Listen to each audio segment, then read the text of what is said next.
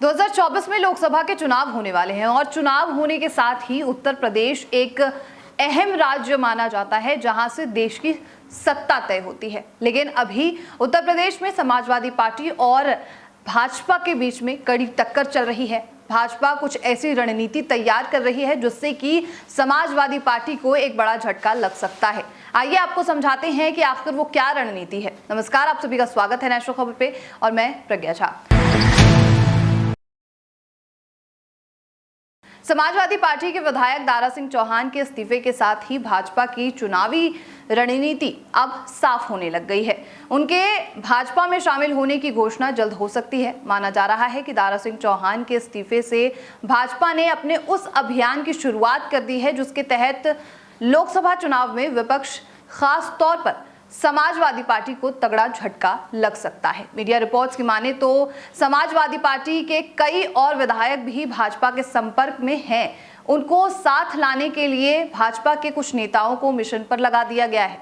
दरअसल लोकसभा चुनाव में प्रदेश के सभी 80 सीटों को जीतने का लक्ष्य लेकर चल रही भाजपा पिछड़ी जाति को साधने की रणनीति पर काम कर रही है। इसके तहत ही भाजपा ने जहां दूसरे दलों के पिछड़े नेताओं को पार्टी से जोड़ने का अभियान चला रखा है, वहीं पर विधानसभा चुनाव के दौरान भाजपा से सपा में गए नेताओं को भी वापस लाने की भी मुहिम शुरू कर दी गई है।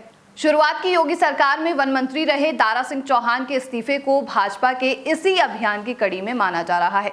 इसके अलावा पूर्व मंत्री धर्म सिंह सैनी की भी वापसी की अटकलें हैं, लेकिन कहा जा रहा है कि सैनी को लेकर कुछ पेच अभी फंसे हुए हैं। इसके लिए उस मुद्दे पर अभी फैसला नहीं हो पाया है। मीडिया रिपोर्ट की माने तो सपा के कई विधायकों पर भी भाजपा की नजर है।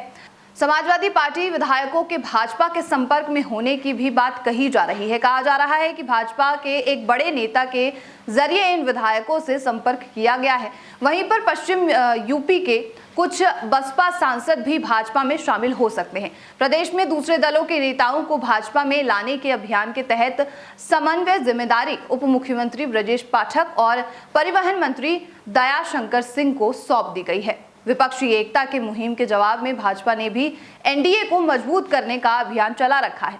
2017 में भाजपा के साथ और 2022 में सपा के साथ विधानसभा चुनाव लड़ने वाले सुहेल देव भारतीय समाज पार्टी यानी कि सुभाजपा का तो फिर से भाजपा के साथ आना लगभग तय माना जा रहा है। वहीं पर सूत्रों का कहना है कि जल्द ही सपा के एक और सहयोगी जयंत चौधरी भी सपा का साथ छोड़कर भाजपा में शामिल हो सकते हैं।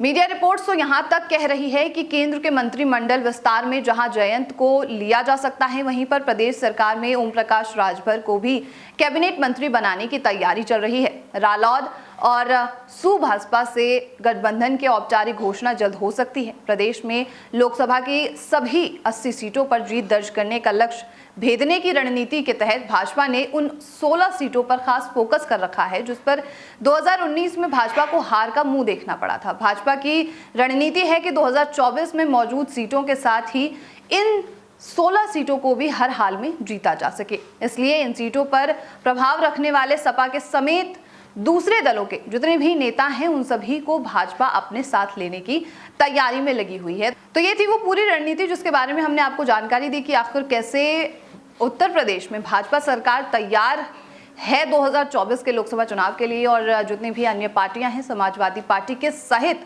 उनके जो नेता अलग अलग डिस्ट्रिक्ट में प्रभाव डाल सकते हैं उन सभी को अपने साथ मिलाने की रणनीति तैयार कर रही है। अब इस रणनीति को लेकर आपका क्या सोचना है और क्या लोकसभा चुनाव में उत्तर प्रदेश में कौन सी सरकार आ सकती है, इस पर आपका क्या कहना है ये कमेंट बॉक्स में लिखिए और ऐसी खबर के लिए नेशनल खबर के साथ बने रहिए।